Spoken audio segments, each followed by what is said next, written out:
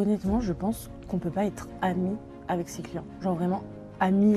Ami, c'est... Je sais ce que tu vas me dire et je te comprends, je sais ce que tu étais en train de te dire. Moi, c'est pareil. Et t'arrives sur les réseaux et t'as pas d'abonnés, tu te dis bon, ça le fout mal, mais c'est tellement superficiel. J'ai 0 étude dans la communication. 0. Ok ou pas ok de se séparer de certaines personnes qui t'ont donné des opportunités? Oui, c'est ok. Ce n'est pas parce que quelqu'un t'a apporté beaucoup de choses que tu dois forcément continuer avec elle. Ça dépend aussi de beaucoup de choses parce que si ça se passe bien avec cette personne, pourquoi arrêter? Je l'avais dit quelques jours avant, une semaine avant je crois, je serai indispo voilà, vendredi, samedi, dimanche, par message. Et on m'avait demandé de prévenir beaucoup plus en avance et de prévenir un peu plus de mes horaires, etc. Enfin d'avoir beaucoup plus de transparence sur ça. Non, je suis désolée, moi je ne suis pas... j'ai pas un statut de salarié. Mais aujourd'hui, je sais que plus personne ne négociera mes tarifs. Parce que mon tarif, c'est ça, parce que j'apporte tant de résultats. Bonjour à tous, bienvenue dans cette nouvelle vidéo. Aujourd'hui, je suis hyper heureuse de faire cette vidéo avec toi, Gaëlle, puisque ça change d'habitude. Normalement, je suis sur des vlogs, journée terrain, etc. Là, c'est une vidéo beaucoup plus travaillée. On est dans un super studio ensemble. Est-ce que tu peux expliquer ce qu'on va faire ensemble aujourd'hui? Et te présenter, évidemment. Bonjour à tous. Déjà, je suis très contente d'être ici avec toi. Donc, je m'appelle Gaëlle. Je suis social media manager et community manager freelance et également formatrice réseaux sociaux. Et attends, ce que tu oublies de dire, c'est qu'on travaille ensemble. Du coup, pour l'agence, donc on bosse ensemble. Tu m'aides sur la partie strat, la partie gestion de projet de tous les clients, parce que faut gérer toute la partie réseaux sociaux, le pilotage avec les monteurs, etc. Donc on travaille ensemble aujourd'hui. Et bon, au-delà de ça, on est amis aussi dans la vie. Et ça fait très longtemps qu'on réfléchit à tourner du contenu ensemble. Donc aujourd'hui, c'est l'occasion et on a un concept du coup à vous présenter où on va dire si c'est ok ou pas ok de vivre certaines situations dans le quotidien, etc. Donc, est-ce que tu es prête pour cette vidéo qui s'annonce pépite? Je suis prête. Okay, let's go. Première question. C'est ok ou pas ok de tout miser sur un seul client? Je te laisse commencer. C'est pas ok du tout. C'est pas ok du tout parce que, et preuve en est là récemment, tu peux pas... tout reposer sur ton client parce que si du jour au lendemain, pour X ou Y raison, ça se termine, en fait, c'est tout ton modèle et toute ton activité qui s'écroule. Surtout que même si tu as beau mettre des contrats en place avec des délais pour les préavis, etc., en fait, les gens, quand ils ont envie d'arrêter parce qu'ils ont des problèmes d'argent, par exemple, ils n'en ont rien à faire des clauses qu'il y a sur le contrat.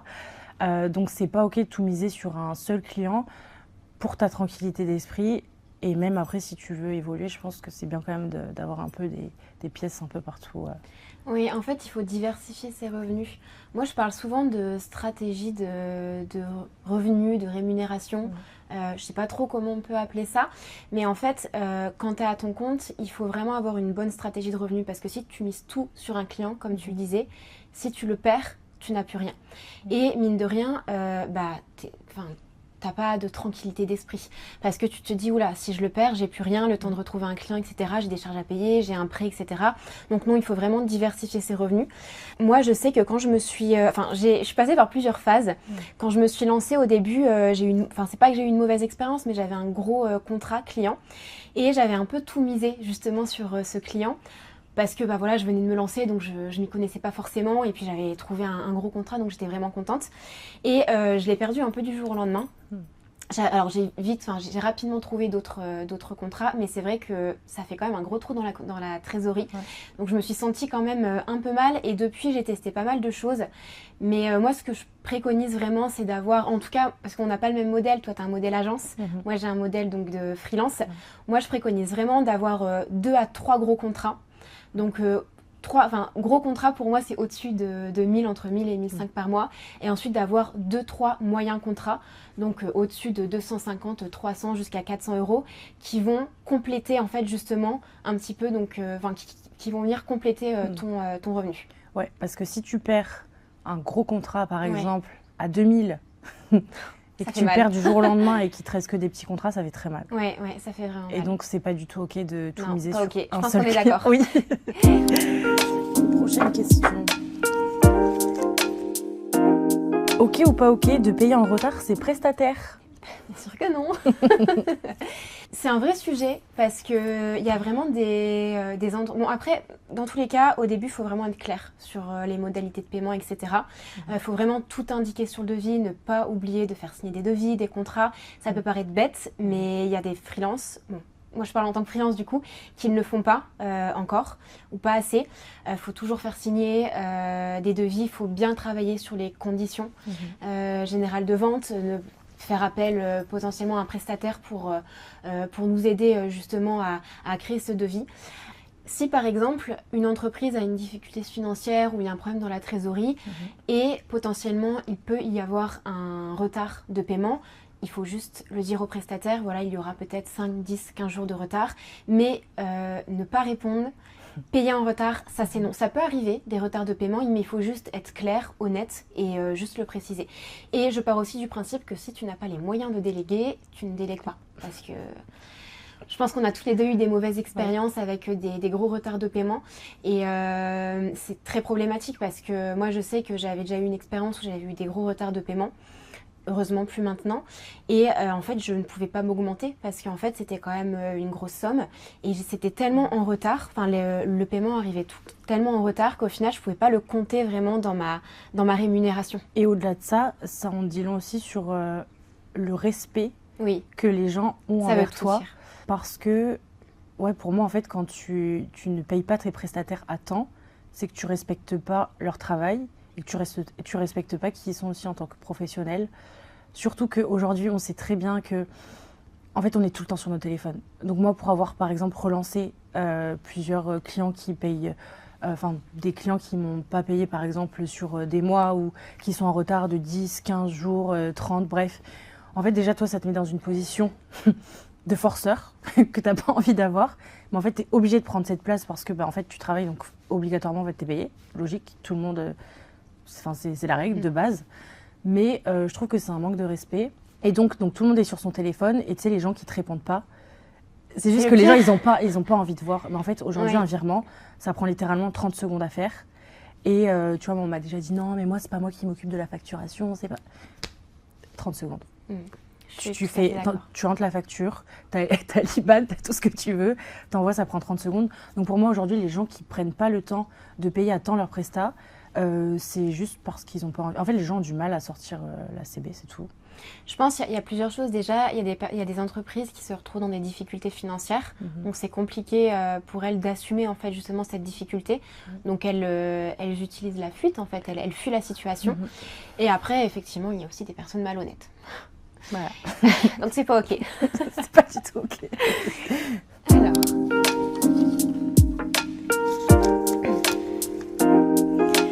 OK ou pas OK de créer de l'urgence pour rien? Ah, je sens puisqu'on va avoir des avis totalement différents là-dessus. Alors, je pars du principe qu'il n'y a pas forcément d'urgence. On crée beaucoup d'urgence pour rien. Et après, en fait, on rentre aussi dans un cercle vicieux. Dans le sens où les urgences, ça peut arriver de temps en temps, mais des urgences, il n'y en a pas tous les jours. Et pour moi, c'est pas OK d'en créer parce que ça va te... Tu vas ressentir un sentiment ultra désagréable et quand tu travailles dans l'urgence, tu travailles pas forcément bien. Donc le fait de mettre la pression sur un prestataire tout le temps, urgence, au final, ça crée des conflits. Au niveau de la relation, c'est pas forcément terrible. Ça crée des frictions et au final, ça a une conséquence sur le travail. Une urgence, alors parfois oui, il y a des urgences. Par exemple, je vais essayer de trouver c'est pas vraiment une urgence en soi. Imagine un post qu'on vient de publier, il y a une faute d'orthographe par exemple de fou et le client il envoie, il faut gérer ça rapidement. Ça c'est une urgence. Voilà, ça c'est une urgence. Ouais. Mais j'ai envie de tourner une vidéo à ce sujet, je t'appelle, c'est urgent, il me faut absolument... Non, c'est pas urgent. Tu viens d'avoir ton idée, t'as pas un événement à promouvoir, etc. Ce n'est pas une urgence. Je note dans ma to-do, je sais qu'on doit mettre ça en place, on va le faire, mais il y a aussi des deadlines à respecter. On a plusieurs clients, on travaille pas à temps plein pour une entreprise. Et même si on était à temps plein, tu peux pas balancer des urgences dans tous les sens à ton salarié ou peu importe. On va pas parler de prestataires parce que les prestataires ne travaillent pas à temps plein pour les entreprises. Maintenant, est-ce que du coup c'est aux gens d'arrêter par exemple de toujours créer de l'urgence ou est-ce que c'est à toi de ne pas prendre ça comme une urgence? Et ça, c'est à toi de poser tes limites et de ne pas prendre ça pour une urgence. Parce qu'en fait, tu ne peux pas contrôler les autres. Tu ne peux pas contrôler leurs réactions. Par contre, tu peux contrôler les tiennes. Et pour le coup, là, je sais qu'on est totalement, en plus, sur ce coup-là, on est totalement différentes. Moi, là, ça va un peu mieux.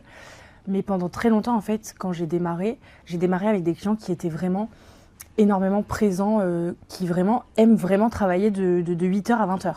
Lundi au dimanche. Et donc, quand tu travailles avec des gens comme ça et que tu démarres, tu vois, dans l'entrepreneuriat, parce que j'ai aussi du coup démarré freelance, en fait, tu as ce schéma dans la tête. Donc pour moi, c'était demande, réaction. Demande, réaction. Et j'ai grandi avec ce modèle-là. C'est comme quand tu grandis avec ta famille, tu grandis avec des bases. Voilà. Et là, c'était la même chose. Et donc, pour sortir de ça, c'est très difficile. C'est très difficile, mais et c'est pour ça, tu sais que on en a discuté, mais quand je suis partie à Bali, ça m'a énormément aidée. Je dis pas qu'il faut partir à Bali pour faire ça, mais bon, si jamais c'est une petite excuse. Ça m'a énormément aidée parce que le fait d'être en décalage horaire, il y avait 7 heures de différence. Donc moi, j'étais libre jusqu'à 14h et les gens se réveillaient parce qu'il était 7 heures. Et donc, personne m'envoyait des messages, etc. Et donc, je prenais le temps de bien travailler, de focus. J'avais personne qui venait me déranger.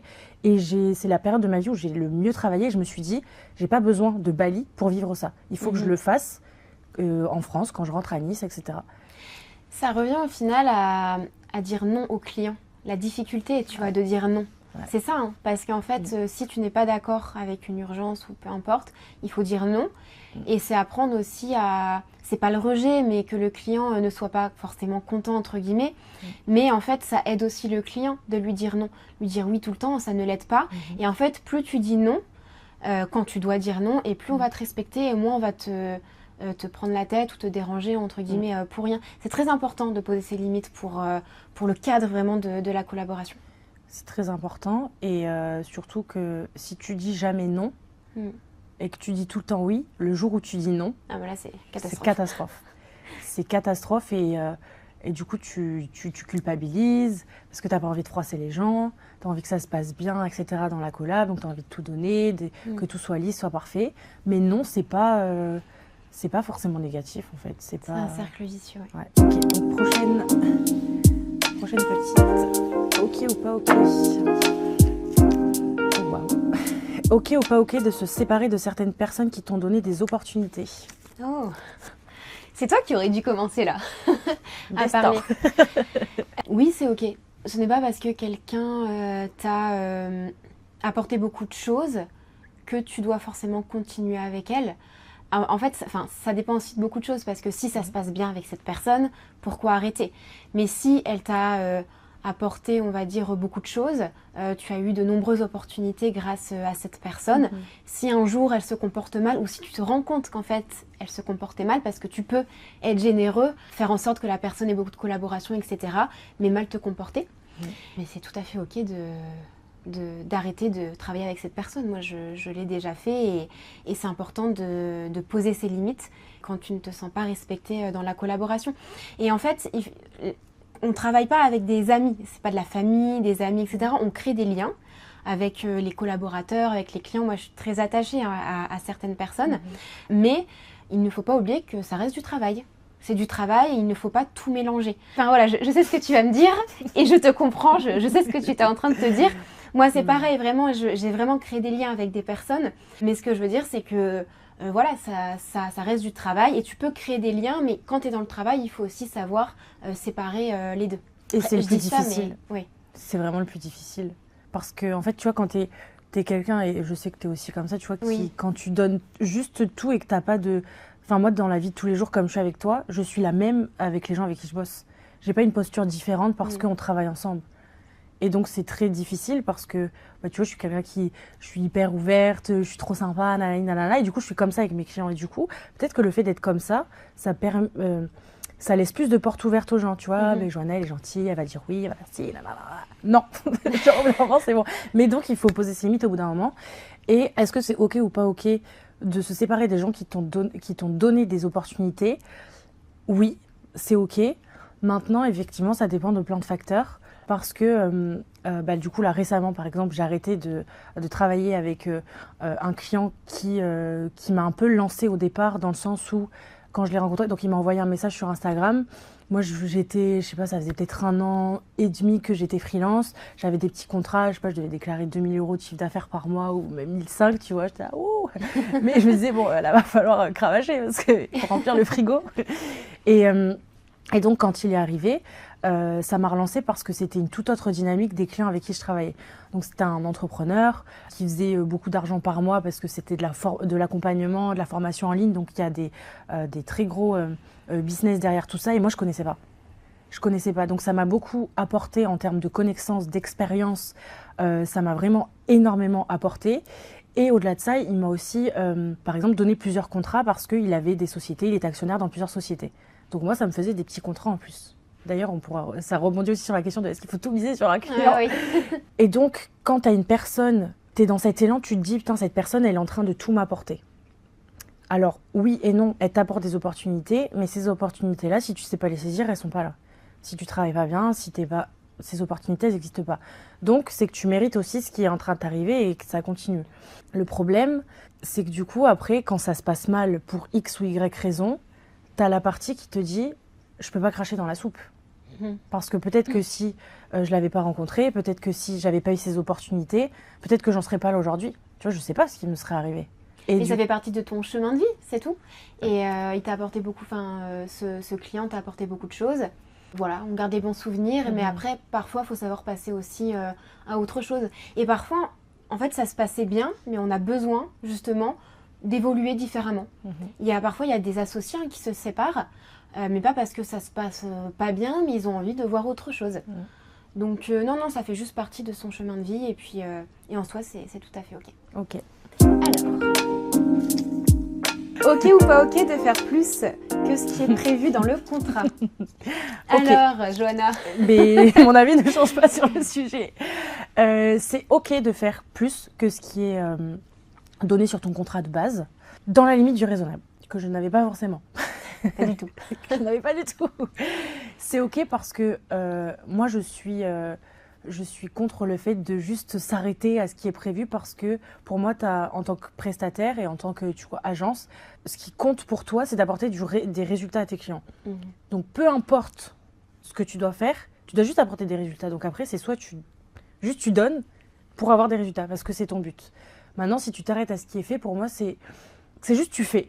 Tu fais ce qui doit être fait, mais tu vas pas chercher l'extra pour apporter encore plus. Maintenant, il faut faire attention de ne pas tomber dans le piège parce que, justement, quand tu donnes plus, les gens attendent plus. Tout le temps. Les gens attendent plus et ils prennent pas en considération. Tu fais pas les choses pour que les gens te disent « Ah, merci de faire tout ça. » Non, tu fais ça parce que tu vas apporter des résultats. Pour moi, c'est OK aussi, mais dans la limite du raisonnable. En fait, si il y a un cadre dans la collaboration, si ça se passe très bien, si tu es bien payé, si tu es payé à temps, si les collaborateurs te respectent, moi, ça me dérange pas du tout d'en faire plus parfois. Et je le fais. Je pense, nous, on travaille ensemble, ça se passe super bien. Tu sais très bien que parfois, je fais des trucs en plus, mais c'est parce qu'en fait, je me sens bien, parce que j'aime l'émission, parce que je suis rentable. Si par exemple, je sais pas, on doit faire un call en plus, ou je dois réfléchir sur un concept ou quelque chose en plus, je le fais parce que je me sens super bien dans la collaboration, parce que je travaille avec des personnes qui me respectent, parce que j'adore la mission, parce qu'il y a un cadre, voilà. Mais par contre, si tu travailles avec une personne qui ne te respecte pas, qui ne te paye pas, là en fait tu veux juste faire ce que tu dois faire et ne pas en faire plus. Donc en fait c'est un petit peu donnant-donnant aussi. Tu as un devis, il faut respecter le devis. Et après, forcément, quand ça se passe bien, quand tu es bien, naturellement, tu vas faire des choses en plus. Je dis pas de te rajouter 20 heures de travail par mois, c'est pas ça. C'est des petites actions que tu vas mettre en place mensuellement, qui vont faire que tu vas avoir peut-être un peu plus de résultats. Et toi, ça va pas t'impacter parce qu'au final, tu es super bien dans la collaboration, tu es rentable et tu te sens bien. Oui, parce que pour le coup, quand tu es dans une position où tu donnes trop et que derrière, tu n'as pas forcément de retour, ça t'épuise. Alors... OK ou pas OK de bosser avec des entreprises avec lesquelles tu n'es pas aligné et en gros de travailler avec elles juste pour de l'argent, pour avoir un contrat? Non, pas OK. Après, il faut remettre les choses aussi dans leur contexte. Je pense par exemple à après je pense que c'est propre à chacun, mais une personne qui a une très grosse difficulté financière, je parle, très compliqué, des dettes, etc. On ne peut pas juger. Puis après, ça dépend aussi forcément de la mission. Moi, je sais que de mon côté, c'est pas OK. Parce qu'en fait, si je me sens pas animée par la mission, je ne suis pas inspirée. Je n'ai pas envie d'en faire plus. Je n'ai pas envie de m'investir. Donc pour moi, c'est très important d'être passionné par les secteurs d'activité.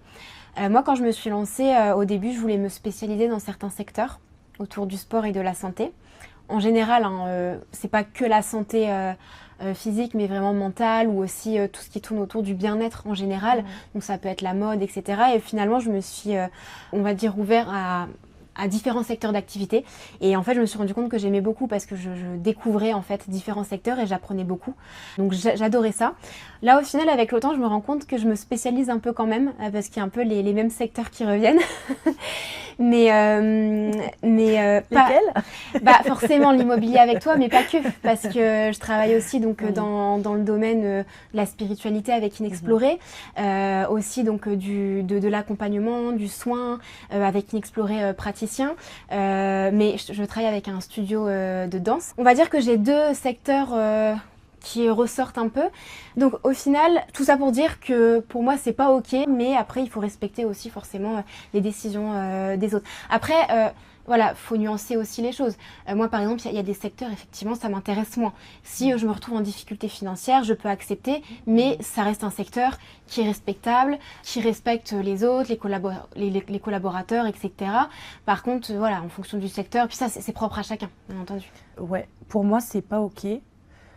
Mais tu vois, quand tu démarres au début, donc quand j'étais freelance, moi je peux t'assurer que tous les contrats qui venaient toquer à ma porte, je les prenais. Oui, mais après, tout le monde, je pense. Enfin, tout le monde. Je les prenais, et même si ça m'intéressait pas forcément. Ouais. D'ailleurs, on a le cas en plus avec Inexploré par exemple, et c'était un contrat qui. Alors, moi, du coup, à l'inverse de toi, je suis pas du tout dans tu vois, le bien-être, la spiritualité, etc. Bien que du coup, j'essaye un peu d'aller dans cette ère-là parce que ça fait du bien. Mais j'étais pas du tout dans cette phase-là. Moi, je suis plus, tu vois, je suis plus bourrine. Moi, j'aime bien, tu vois, l'entrepreneuriat avec des mecs, tu vois, l'immobilier, le bâtiment, machin. On est vraiment différentes. Ouais. Et je me retrouve beaucoup dans ce côté-là.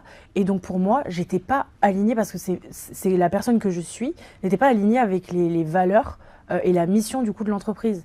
Et donc en fait, quand tu travailles que pour de l'argent et pour faire ta mission, effectivement, t'as pas envie de faire plus, tu respectes ce que tu dois faire, t'as pas de créativité, t'as pas d'idée, juste tu fais et tu regardes, tu vois que tu sois rentable, tu reçois ton paiement et t'es content. Sauf qu'au bout d'un moment, tu vois, t'as un décalage et t'es pas aligné et du coup après t'as pas les résultats, c'est plein de choses. Et quand t'es aligné à 100% avec les gens avec qui tu travailles, t'as de la créativité, t'as des idées et t'as les résultats qui suivent derrière, donc c'est hyper important de travailler avec des gens avec lesquels tu es aligné sur toute la vision et même sur les valeurs humaines et plein de choses. Mais quand tu démarres, parfois tu n'as pas le choix parce que il faut que tu manges, donc effectivement tu prends tout ce qui passe. Voilà.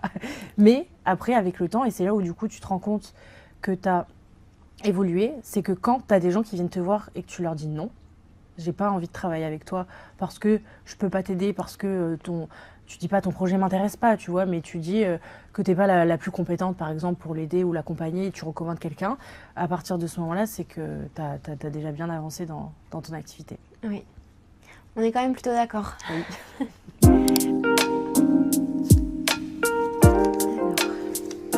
Ok ou pas ok de filmer des vidéos sans matériel? Sans matériel. Sans caméra, par exemple, comme le magnifique setup qu'on a là aujourd'hui, c'est ok. C'est pas tous les jours. Hein. Sans micro. Aujourd'hui, on a juste avec un téléphone, tu peux faire des vidéos incroyables.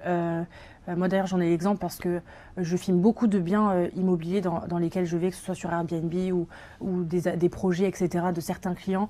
Je filme tout à l'iPhone et avec un iPhone, quand on a la compétence et les idées, la vision, etc., tu peux faire des vidéos de fou, genre vraiment. Après, attention, c'est pas la qualité, évidemment, d'une caméra, peu importe, mais en tout cas, si t'as pas forcément les moyens, et en fait, il n'y a pas d'excuse pour ne pas tourner du contenu. C'est ça. Il n'y a pas d'excuse.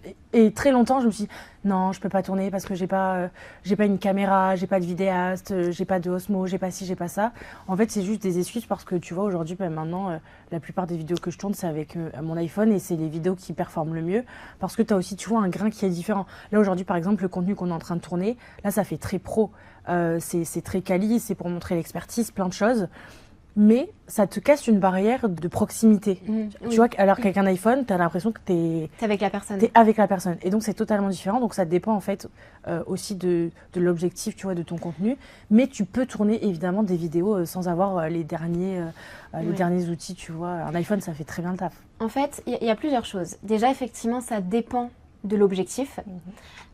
Effectivement, si tu veux vraiment créer de la proximité, immiscer un peu en fait les utilisateurs dans ton univers, si tu tournes un petit peu n'importe où, à l'iPhone, etc., c'est, on va dire, plus authentique. Là, par exemple, ici, bon, c'est voilà, il y a des caméras, etc., c'est plus clean, donc ça fait plus professionnel entre guillemets. Et encore, qu'est-ce qui est professionnel au final maintenant, enfin ça veut un peu tout et rien dire. Donc ça dépend déjà dans un premier temps de l'objectif.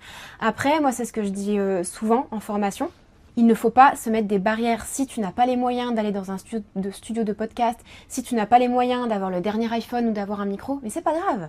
C'est pas grave. Prends ton téléphone et parle, c'est tout. En fait, le plus important, c'est ce que tu vas dire. C'est les mots que tu vas utiliser. Ça, c'est le plus important. Je ne dis pas que la qualité n'est pas importante, attention. Mais les mots que tu vas utiliser, c'est ça le plus important. C'est ce qui va toucher réellement les utilisateurs. Donc, c'est ok de ne pas avoir de matériel. Après, effectivement, ça dépend de ton objectif. Si tu travailles dans l'immobilier, tu vends des villas de luxe, effectivement, si tu as un iPhone qui a une qualité très douteuse, on va dire, voilà, ça va être compliqué. Mais si par exemple, je sais pas, tu es freelance dans je ne sais quel domaine et tu veux juste un petit peu mettre en avant certaines choses que tu penses, voilà, bah, prends ton téléphone, tu te filmes et puis franchement maintenant avec CapCut, tu peux travailler le son et tu as un son qui est quand même correct. Ça remplace pas encore une fois un micro, bien entendu, mais tu peux avoir une qualité qui est assez correcte. Donc oui, c'est ok. En tout cas, ouais, c'est bien pour démarrer. Tu peux démarrer oui, avec bien sûr, juste un téléphone. Après, oui, pour se professionnaliser et pour avoir du contenu de meilleure qualité, c'est très bien. Et tu vois, notamment, du coup, je rebondis sur ce que tu disais, tu vois, dans l'IMO. Par exemple, moi, je bossais avec une agent IMO qui était, du coup, nichée dans le luxe. Oui. Là, c'est différent. Tu vois, tu dois renvoyer l'image. Enfin, tu vois, tu as des produits à des millions. Tu peux pas filmer avec un non, Nokia, c'est pas tu possible. vois. Donc, tu es obligé de t'adapter, d'avoir des vidéastes, d'avoir des belles... Et encore, on tournait des vidéos à l'iPhone et c'était très quali, c'était très beau. Donc, tout dépend de ce qu'on veut renvoyer. Mais c'est OK. Oui, c'est OK. Alors, OK ou pas OK d'être ami avec ses clients? On a un bon exemple, nous. C'est ce que j'allais dire. Bah, ça revient un peu à la discussion de tout à l'heure. En fait, ça dépend. Ça dépend parce que nous, on est amis. Enfin, on n'était pas amis de base. On s'est rencontrés dans le cadre du travail, suite à une expérience. Donc, on s'est rencontrés donc, dans le cadre du travail. On s'est très bien entendu et on a, on a sympathisé, on a commencé à se voir, etc. Et on a créé une relation en dehors du coup du cadre professionnel. Mais on n'était pas clientes. On bossait ensemble. On travaillait était collaboratrices. ensemble. Oui, c'est ça, on était collaboratrices. C'est ça la différence aussi. Oui. C'est la différence. Et, mais maintenant, tu as ton agence et on travaille ensemble. Mais tout est une question d'équilibre aussi. D'équilibre, de tempérament. En vrai, je pense que c'est OK quand même. Ça peut, mais dans certaines conditions. Moi, je sais que, enfin, mis à part toi, après, j'ai une amie, du coup, Laura, mais on ne s'est pas aussi rencontrés, enfin, j'étais pas sa cliente, elle n'était pas ma cliente. Pareil, on s'est rencontrés, même pas dans le cadre d'une collaboration. C'était via, du coup, les réseaux sociaux quand on s'est lancé. Mais tu travailles avec elle? Après, on a travaillé ensemble sur plusieurs projets. On a travaillé ensemble. Tu as travaillé avec elle en tant que collaboratrice? Collaboratrice. Donc, c'est différent. Collaboratrice, donc c'est différent. Après, moi, je sais que je m'entends vraiment très, très bien, mais vraiment avec certaines personnes avec qui je bosse. Mais c'est différent. L'amitié, genre vraiment en mode, tu pourrais raconter tes problèmes à tes clients. Oui, non, l'amitié, c'est un mot très fort. C'est un mot très fort. Mais par contre, j'ai vraiment créé des liens forts avec... forts, bon après, je suis toujours dans les extrêmes, mais j'ai vraiment créé des liens avec certaines personnes. Après, tu vois, quand il y a des collaborateurs au sein même de l'entreprise, sont des salariés, etc., ou même des freelances, et que tu crées des liens avec ces personnes, enfin, c'est pas... En fait, ton client, c'est l'entreprise en général. Sauf si par exemple, je sais pas, je travaille avec un indépendant, bah l'entreprise c'est l'indépendant. Tu vois ce que je veux dire? Moi, mon entreprise en soi, c'est moi, c'est en mon nom. Alors que si je sais pas, tu crées des liens avec un collaborateur de l'entreprise, enfin c'est un peu différent. Et je pense que tout est une question aussi de feeling, etc. Et puis et de bien séparer les deux aussi. Mais tu vois, je pense que tu vas être étonnée de ma réponse. Oui. Mais honnêtement, je pense qu'on peut pas être ami avec ses clients. Genre vraiment ami, Ouais. ami. Ami, c'est... Parce que, Ouais. et là je l'ai très bien compris, genre tu fais du business avec Mm. les gens. Et pour moi, le mot ami, tu vois, aujourd'hui du coup on est amis, je te raconte mes problèmes de perso, etc. Jamais de ma vie je ferai ça à des clients avec qui je travaille et Non, avec mais c'est qui vrai, oui. je suis tu vois, je suis leur bras droit niveau com, niveau strat, etc., au niveau organique. On n'est pas amis, on fait du business ensemble. Et Ouais. ça n'empêche pas que je m'entends trop bien avec tous les gens avec qui je bosse, mais on n'est pas amis. Mm. Parce que pour moi, l'amitié, c'est ok, bah, genre en mode si j'ai une galère, je t'appelle. Mais non, je n'appelle pas mes clients. Tu veux venir me chercher? J'ai une Non. Non, sauf exception. Si... On Ça sait dépend. pas. Non, sauf exception. Et nous, c'est différent parce que je pense comme on s'est rencontrés et on travaillait ensemble, on était collaboratrices, Oui. déjà, on n'avait pas de lien de t'es ma cliente, par exemple, ou je suis ta cliente. Là, Oui. peut-être que ça aurait été différent et qu'on ne C'est serait vrai. pas amis, tu C'est vois. vrai, ouais. Parce que automatiquement, dans ta tête, ça te met quand même un. Une barrière. Ouais, t'es client, enfin, tu vois, Oui, c'est oui, comme oui. ton patron avec son salarié, t'es pas. Oui, oui. À part exception, tu vois, mais t'es pas pote avec ton patron Non. ou peu importe. Donc pour moi, encore une fois, c'est une question Oui, ça dépend. d'équilibre, mais je Oui. pense qu'il faut juste garder en tête que tu fais du business avec les gens et ça n'empêche en rien que tu peux très bien t'entendre avec eux. Mais pour moi, tu ne peux pas être ami, genre vraiment ami à 100% avec tes clients. Parce qu'en plus, quand il y a cette notion d'amitié, pour poser les limites, c'est C'est pas dur. facile. Après, nous, on le fait bien. Bah ça tombe bien. Ok ou pas ok d'avoir une agence de com sans avoir fait d'études? Oh, eh bien, je vais pas dire le contraire, c'est Un carrément autre sujet. ok. C'est carrément ok parce que, j'en suis l'exemple concret, j'ai 0 études dans la communication. 0. Moi mes études, j'ai fait BTS immobilier. À la base, je voulais être agent IMO sur le terrain, etc. Au final, je me suis rendu compte que sur le terrain, bref, milieu de salariat, etc., c'était pas trop fait pour moi. Par contre, j'ai fait une formation, tu vois, pour me former au métier de CM au départ. Aujourd'hui, je me considère plus du tout comme une CM parce que pour moi, juste CM, c'est genre, tu publies tes posts et tu sais, tu fais juste l'opérationnel.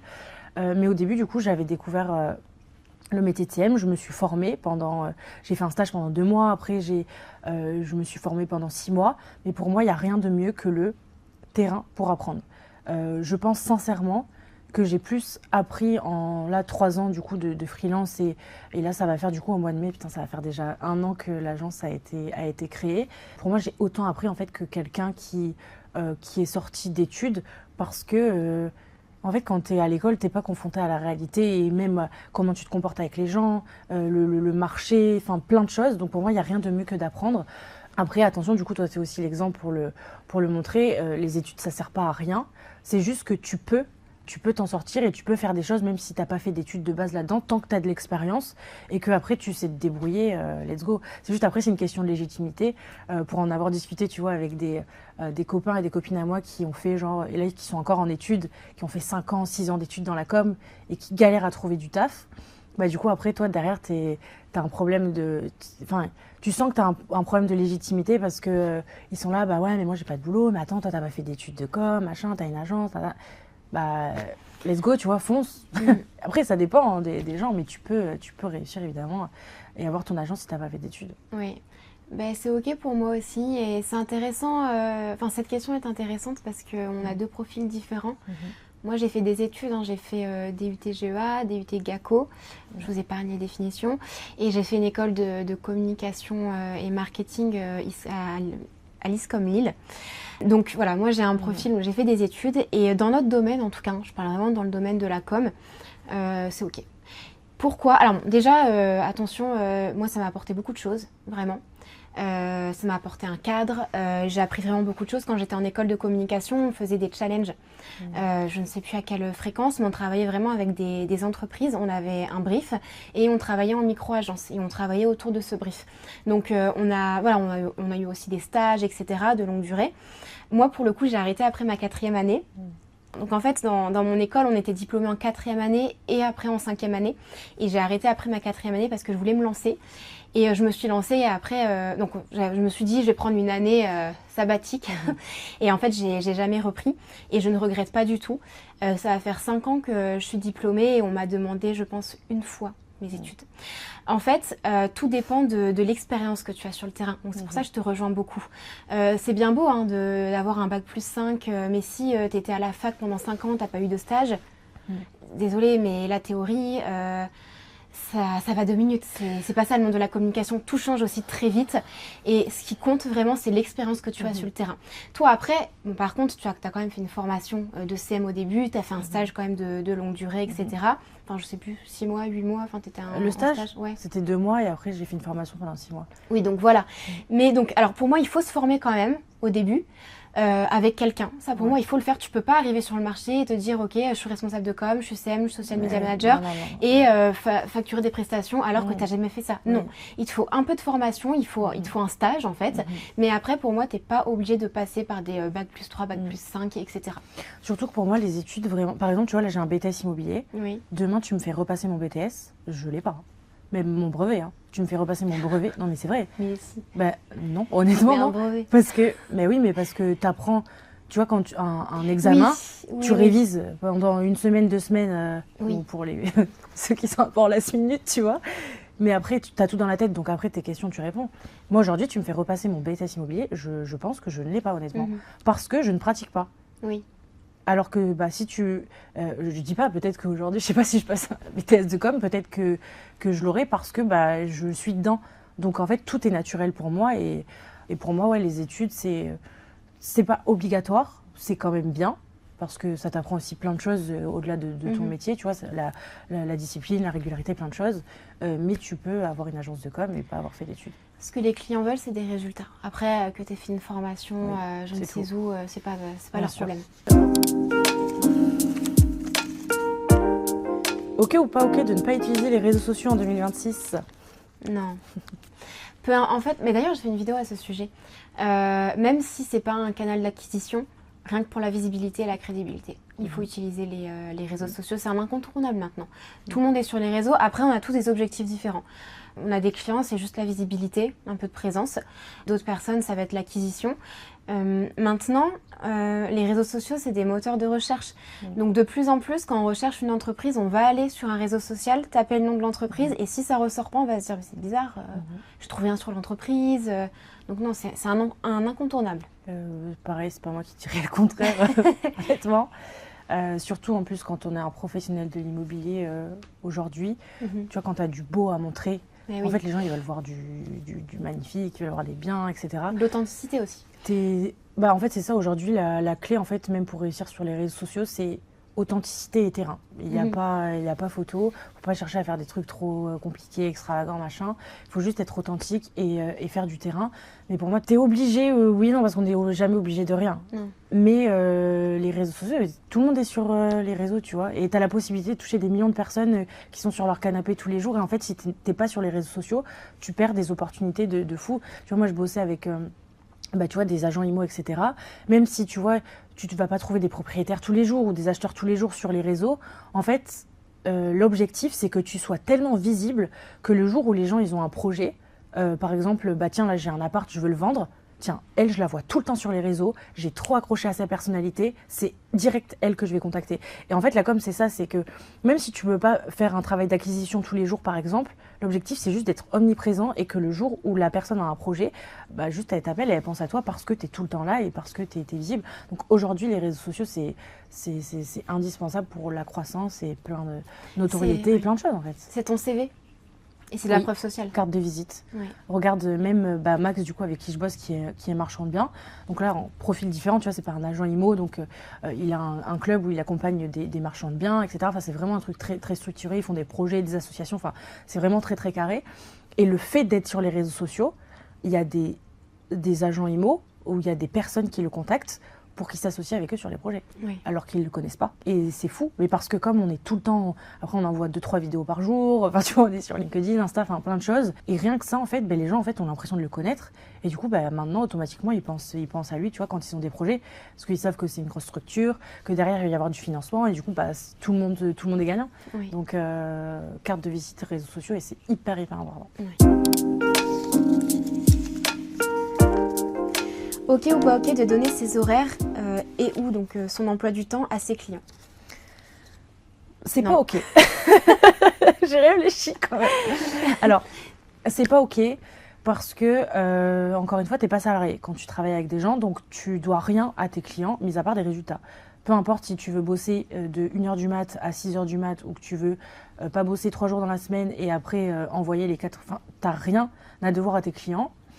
Par contre, si tu as des moments où tu es absente parce que tu es en vacances ou peu importe, là, tu dois juste prévenir tes clients, mais c'est pas tu demandes l'autorisation.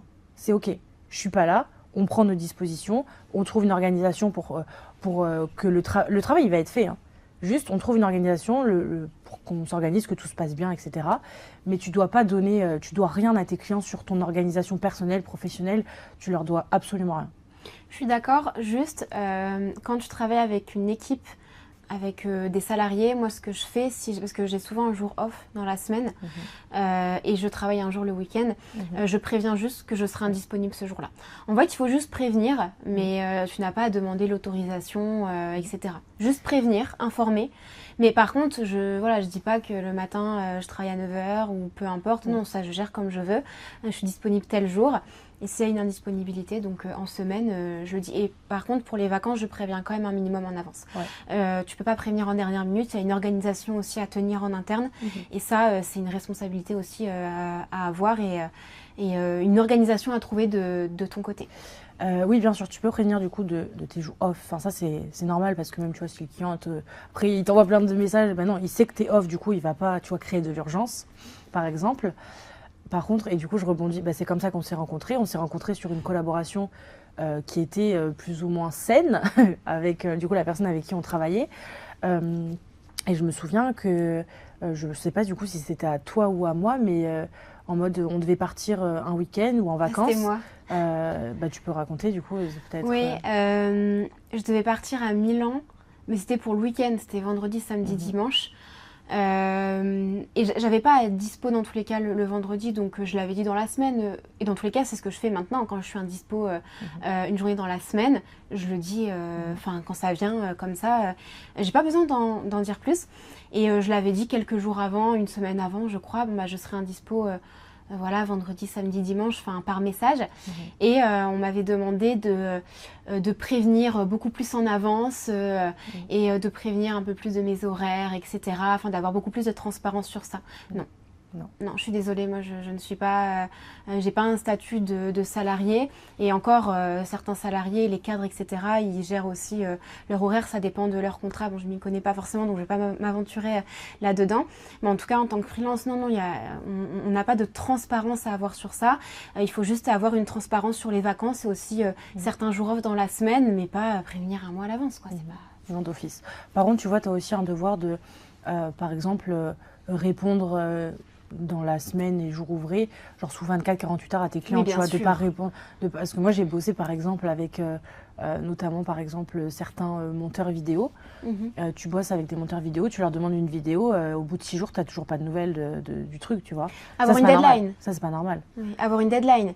Après, que ce soit 7, 15 jours, peu importe, juste avoir une deadline, comme ça, tu n'as pas à relancer, au moins, c'est pas embêtant, du coup, pour tout le monde. Bien sûr. Alors, OK ou pas OK de supprimer des commentaires négatifs?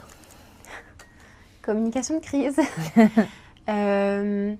Alors, nuance, attention, parce que alors c'est OK et c'est pas OK aussi. Tu peux pas supprimer tous les commentaires négatifs que tu reçois.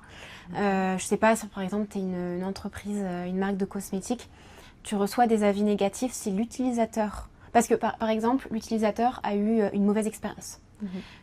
Donc il publie un avis, tu supprimes le commentaire, c'est compliqué, tu peux pas faire ça. Après, il peut remettre d'autres avis, pour l'expérience, c'est pas terrible. Non, il faut répondre, donc comprendre déjà dans un premier temps, essayer de comprendre donc pourquoi ça s'est mal passé, trouver des solutions et ensuite rassurer et ensuite trouver des solutions. Et ça, tu dois le faire en commentaire et ensuite en message privé. Donc non, il ne faut pas supprimer.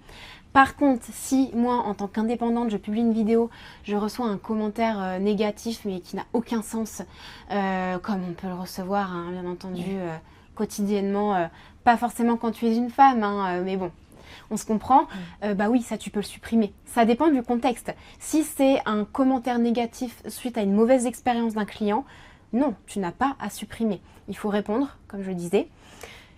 Et ensuite, trouver des solutions. Mais par contre, si c'est un commentaire qui n'a aucun sens, qui est d'insulte, qui est vraiment méchant, moi, j'ai aucun problème à supprimer. Moi, honnêtement, tous les commentaires négatifs, pas constructifs, je supprime tout. Oui, voilà, c'est ce que... Voilà, moi, personnellement, je ne suis pas assez présente sur les réseaux pour en recevoir. Quoi que je commence à en recevoir, donc c'est bon signe, il faut continuer.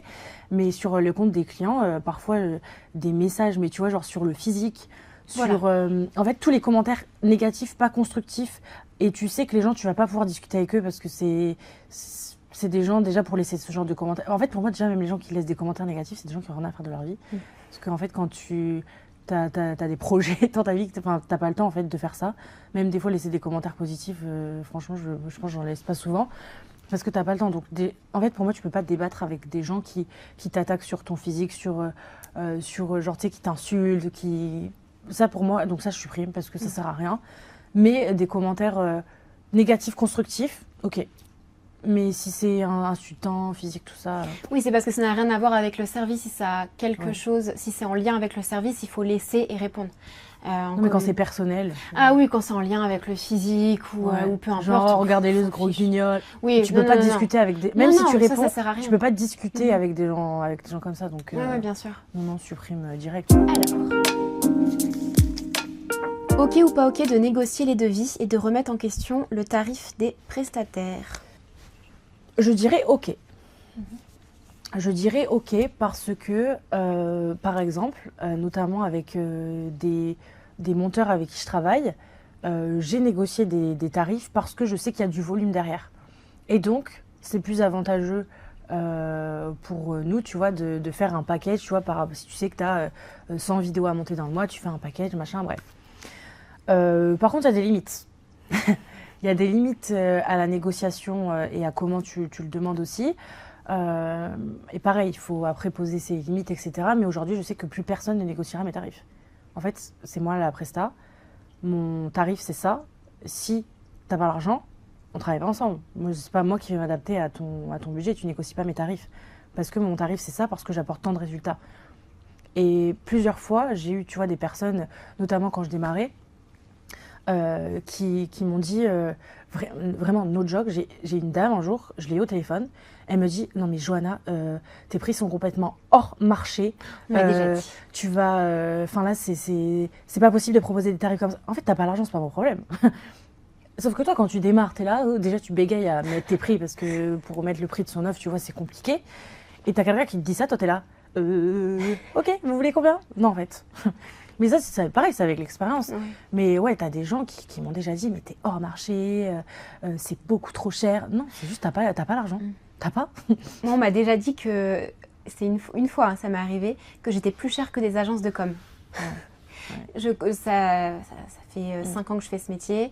Je connais par cœur les prix du marché. Et c'est compliqué quand tu te lances parce que quand tu te prends des trucs comme ça dans la figure, tu peux vite être déstabilisé. Moi, je sais que quand on négocie, alors franchement, ça m'arrive quasiment plus, mais ça a pu m'arriver quelques fois et je sais que maintenant, quand on négocie en direct, c'est non. Si tu n'as pas le budget, on enlève des prestations pour arriver à ton budget. Mais je ne baisserai pas donc le prix pour la qualité de la prestation. Donc en fait, c'est ok s'il y a, oui, comme tu dis, il y a un gros volume ou un énorme contrat sur l'année. Oui, pourquoi pas. Mais sinon, c'est des forfaits mensuels, etc. Non, c'est pas ok. On va dire que pour moi, il y a du 20% ok et 80% pas ok. Après, tu vois, en tant qu'agence, parfois, tu as des frais, enfin, tu as une prestation. Voilà, tu gagnes, je sais pas, 2000, 3000, peu importe, forcément, tu dois rentrer dans tes frais. Donc, si tu veux vraiment travailler avec une personne, mais c'est 100 € trop cher, je dis n'importe quoi. Pour rentrer dans tes frais, tu peux lui demander est-ce que c'est possible, est-ce que financièrement, etc. Oui, ça c'est ok, mais dans la limite du raisonnable. Ouais, puis même là, je suis en train de réfléchir, genre, jamais, par exemple, tu sais pas, des fois je prenais des calls, par exemple, je voulais travailler avec un mec pour qu'il mette sur YouTube, etc. Et je sais plus, il me prenait 3000 balles par mois. Et je lui ai dit, bah non, ça va pas coller dans mon budget. Je vais pas lui dire, vas-y, s'il te plaît, fais-moi 1500. Non, sinon tu respectes pas les gens, enfin tu vois. Ou tu vas pas lui dire, t'es trop cher. Non, juste, je n'ai pas le budget. Voilà. Mais les gens, ils ont du mal à dire ça. Oui. Tu sais, c'est ton ego. Quand tu dis, j'ai pas de budget. Ok ou pas ok d'acheter des abonnés? Non. Non, c'est pas ok. Je comprends pas pourquoi certaines entreprises font... Ego. Non mais franchement... Pour l'ego, pour plein d'autres choses. Oui. C'est bien C'est pour l'ego. forcément pour ça. Puis forcément, parce que parfois, tu peux déjà avoir une grosse entreprise qui fonctionne bien, mais t'as pas des réseaux sociaux, peut-être. Et tu arrives sur les réseaux et t'as pas d'abonnés. Tu te dis, bon, ça le fout mal. Mais c'est tellement superficiel. Oui. On le dit souvent, hein, mais le plus important, c'est pas d'avoir des abonnés, c'est d'avoir des abonnés qualifiés. Moi, je fais la différence entre une audience et une communauté. Donc, des personnes qui sont là sans être là, qui sont pas qualifiées, mais une communauté. Donc, des potentiels clients qui sont actifs, qui vont répondre à tes stories, etc. Bon, après, parfois, il y a des potentiels clients qui ne réagissent pas au contenu, hein, attention. Mais il est préférable d'avoir 1000, 2000 abonnés, mais qualifiés, que d'avoir 10 000, 20 000 abonnés. Mais ça, c'est très superficiel. Et c'est en lien avec l'ego aussi. Mais c'est une question d'apparence et de... Mais après, c'est réel aussi, tu vois. Dans le sens où, bah, tu vois, encore pour parler de Max, je sais que tu vois, il a presque 20 000 abonnés. Et je le vois des fois, tu vois, quand il y a des gens qui sont dans le club ou même des gens, etc., qui l'abordent, c'est différent. Parce qu'en fait, les gens, ils associent le fait à ce que tu aies des abonnés à ton autorité. C'est fou. Hein. Plus tu as d'abonnés, plus tu vas avoir de l'autorité et plus les gens vont s'adresser à toi de manière totalement différente. Et c'est pour ça que y a des... Moi, j'ai bossé, tu vois, avec des gens qui achetaient des abonnés.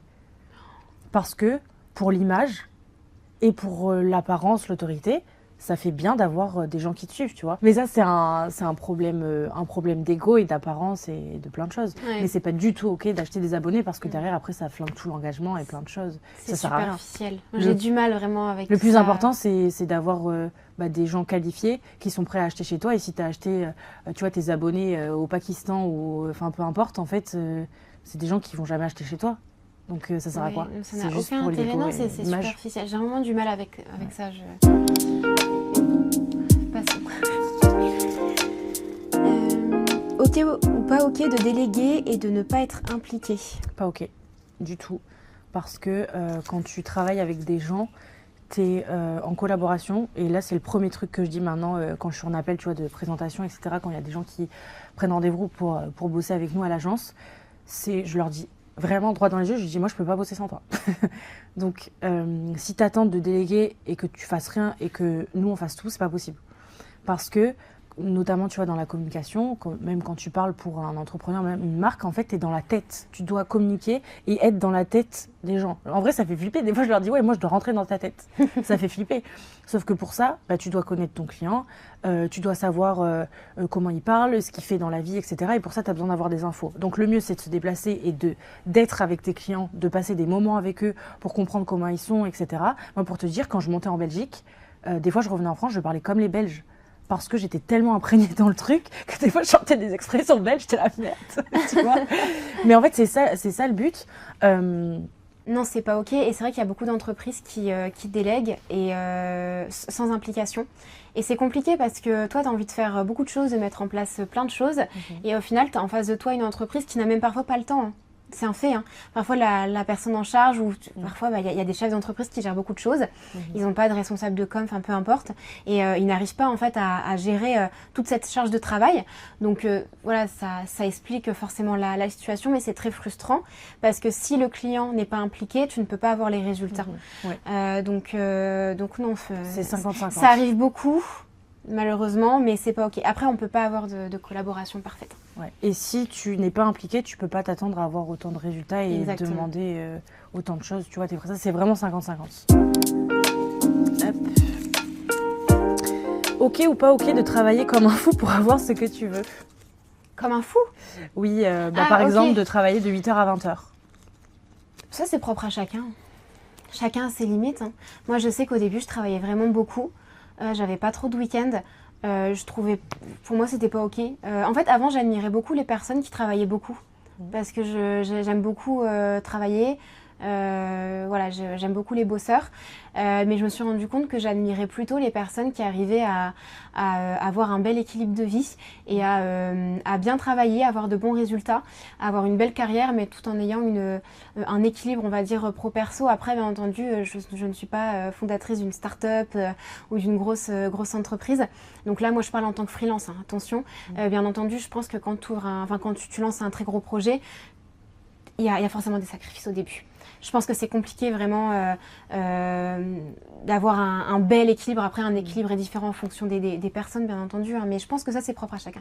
Moi, je pensais au départ, et du coup, pour avoir du coup travaillé avec des gens qui travaillaient beaucoup dès le départ, moi, ça, c'était mon schéma. Et je pensais que si tu travaillais pas comme un fou furieux, tu méritais pas de réussir. Alors que non. Et donc, je suis rentrée dans un truc où avoir des migraines. Mais en fait, moi, c'est pas mon rythme. Et en plus, tu vois, je travaille avec beaucoup d'hommes. Et c'est un fait, en fait, on n'a pas du tout la même énergie. Moi, des fois, quand je bossais avec eux, de faire la journée, à la fin de la journée, j'étais en fantôme. J'avais plus d'énergie, j'étais lessivée, je comprenais pas pourquoi. Parce que je voulais prouver que moi aussi je travaillais bien, que je mérite de réussir, que machin. Mais en fait, non, en fait. Et tu travailles pas bien quand t'es pas aligné, encore une fois, avec ta manière de travailler et plein de choses. Après, d'un moment, même ton corps, il va te dire stop. Tu vois, les migraines, tout ça. Non, genre, et ça m'a mis un signal d'alerte. Mais au début, je pensais que si on travaillait pas, tu sais, sur les réseaux sociaux, tu vois plein de gens très riches, avec beaucoup d'argent, qui travaillent beaucoup tout le temps, etc. Et du coup, toi, tu rentres dans ce truc-là. Et comme tu es tout le temps sur les réseaux sociaux, tu as l'impression, t'es matrixé en fait par ça. Et du coup, la vie que tu vois, tu te la mets sur toi. Et j'étais persuadée qu'on pouvait pas réussir dans la vie si on travaillait pas tu vois, toute la journée, qu'on faisait pas que ça toute la vie. Oui, c'est des idées reçues. Ce qu'il faut, c'est bien travailler, surtout. Ouais. Dernière question. Alors, ça c'est pour toi. Ok ou pas ok de faire des réunions hebdo avec ses clients? Pas ok. C'est pas ok si ça n'a pas d'utilité. C'est pas ok, et encore une fois, je pensais que c'était ok pendant très longtemps.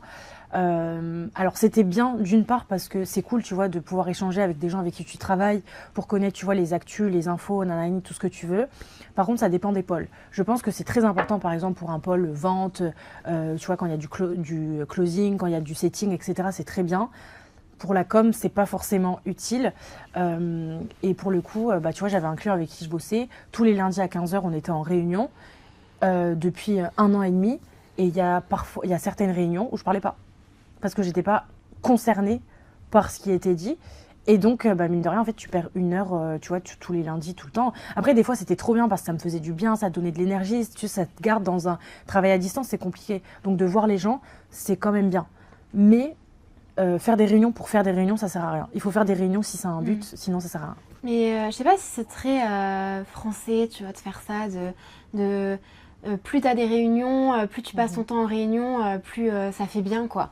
Alors oui, non, c'est pas ok. Moi, je sais que quand on me demande un call, enfin une réunion, peu importe, je demande toujours pourquoi, enfin l'objectif de la réunion. Et parfois, on se rend compte qu'on n'a pas besoin forcément d'un appel. Et après, bien entendu, c'est un objectif précis. Donc voilà, on fait une réunion pour résoudre cette problématique ou pour parler de ce sujet en question. Mais avoir des calls toute la journée pour rien, où tu es là, t'attends, tu regardes, tes spectateurs, non. C'est pas en plus, ok. tu as l'impression du coup de travailler, tu vois. Tu as vraiment l'impression Oui, quand tu es en réunion de travailler, tu te dis, oh, putain, j'ai une journée de fou, les gars. T'as rien fait au final. Ouais. T'as pris toute ta journée Ça prend et ton puis énergie. t'as été donc 4 heures en appel et au final, pour pas grand-chose. Ouais. Bon, ben merci, ma petite Gaëlle, pour cette vidéo Merci qui à était toi. très cool. J'espère qu'on aura la possibilité d'avoir d'autres petites questions, à mon avis. Je pense qu'on va en avoir en stock encore. Et puis, écoute, on se dit à très vite. À très vite.